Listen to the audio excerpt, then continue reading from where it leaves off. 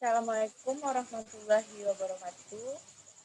Perkenalkan, kami dari kelompok 3 ingin mempresentasikan hasil diskusi kami mengenai diagram pendidik dan tenaga kependidikan. Kelompok kami beranggotakan 5 orang, saya sendiri Desi Wardani sebagai moderator, yang kedua Tessa Novianti, yang ketiga Vira Werci Feni Daria, yang keempat Anissa Lajumpa Afe, yang kelima Zahra Hayati. Baiklah, presentasi pertama yang akan dibawakan oleh Tessa Novianti. Kepada Tessa, disilahkan. Baik, terima kasih kepada moderator. Saya Tessa Novianti akan menjelaskan tentang sistem manajemen pendidik dan tenaga kependidikan di SMP. Nah, yang pertama dimulai dari Kemendikbud mengeluarkan edaran perekrutan pendidik dan tenaga kependidikan. Setelah itu Dinas Pendidikan melakukan proses perencanaan SDM. Setelah itu proses pengadaan SDM. Yang selanjutnya perekrutan CPNS.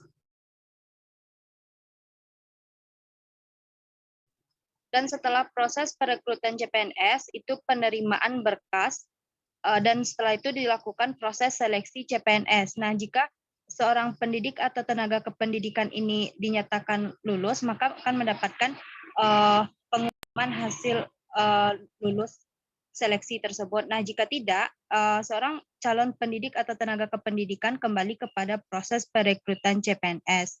Nah, setelah bagi yang calon pendidik dan tenaga kependidikan yang lulus tadi, akan dilaksanakan proses pengangkatan dan penempatan. Setelah itu, calon pendidik dan tenaga kependidikan melakukan kegiatan orientasi dan program induksi bagi pendidik dan tenaga kependidikan baru. Selanjutnya, pembinaan dan pengembangan. Setelah pembinaan dan pengembangan, itu ada promosi atau mutasi jabatan.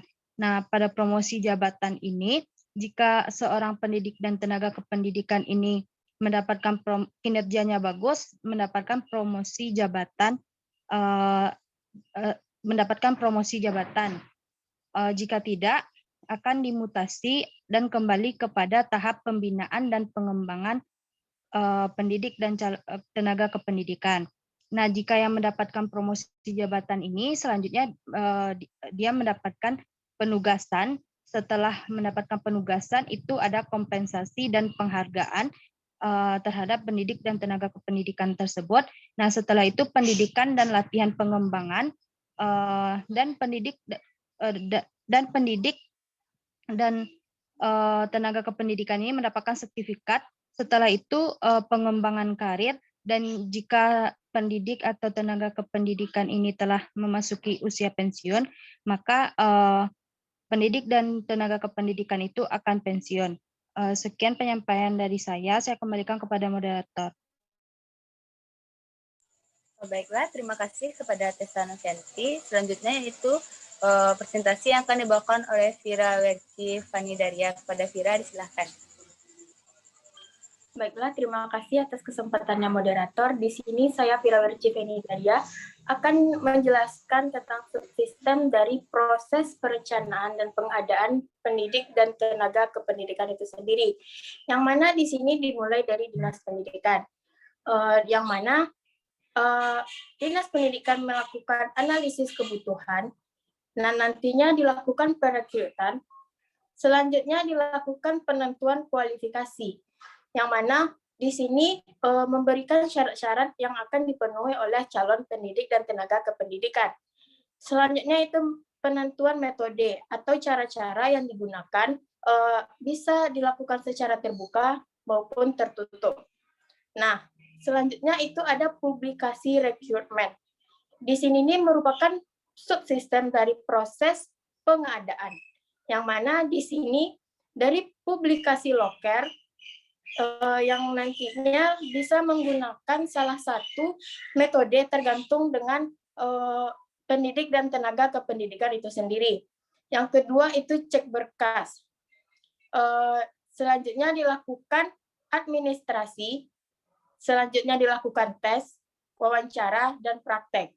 Nah, jika dinyatakan lolos, maka nanti proses perencanaan perencanaan dan pengadaan itu selesai. Sekian, saya kembalikan kepada moderator. Terima kasih. Baiklah, terima kasih kepada Vira. Selanjutnya, materi selanjutnya akan dibawakan oleh Anissa Lajumpa Afe. Kepada Anissa, disilahkan. Baiklah, terima kasih moderator. Saya akan melanjutkan mengenai subsistem manajemen pendidikan dan tenaga pendidikan di bidang pendidikan. Pendidik. Maaf. Yaitu dimulai dari login individu dan selanjutnya melakukan laporan mulai aktif mengajar periode semester 1 tahun ajaran 2020 per 2021. Di sini laporan berisikan mengenai status beban tugas atau jumlah atau JJM, jumlah jam mengajar, lalu dilanjutkan dengan persetujuan jumlah jam mengajar, dan jika disetujui dilanjutkan dengan melakukan set jadwal mengajar semester 1 tahun ajaran 2020 per 2021. Nah, jika belum disetujui maka dilakukan kembali login individu. Nah, selanjutnya melakukan tanda tangan dokumen S25A, lalu melengkapi berkas ke Kemenak kabupaten atau kota, dan selanjutnya melakukan cetak S25B. Dan yang terakhir prosesnya selesai. Nah, sekian penjelasan dari saya kembalikan pada moderator. Terima kasih kepada Anissa. Selanjutnya yaitu kepada Zahra. Kepada Zahra, disilahkan. Baiklah, sebelumnya terima kasih kepada moderator. Perkenalkan, saya Zahra Hayati. Di sini saya akan menjelaskan mengenai subsistem manajemen pendidik dan tenaga kependidikan. Dimulai dari tenaga kependidikan dengan melakukan login pendidik dan tenaga kependidikan yang terdiri dari tenaga struktural, tenaga fungsional, dan tenaga teknis. Lalu setelah laporan mulai aktif, pendidik dan tenaga kependidikan mencetak kartu digital. Dan kegiatan selanjutnya oleh Kemenak kabupaten atau kota, yaitu status beban tugas. Jika beban tugas tidak disetujui, maka kembali ke login PTK. Dan jika persetujuan beban tugas diterima, maka dilakukan pelaksanaan tugas. Dan setelah mendapat persetujuan beban tugas, diakhiri dengan menandatangani dokumen S25A dan kemudian selesai. Mungkin sekian dari saya, dikembalikan kepada moderator.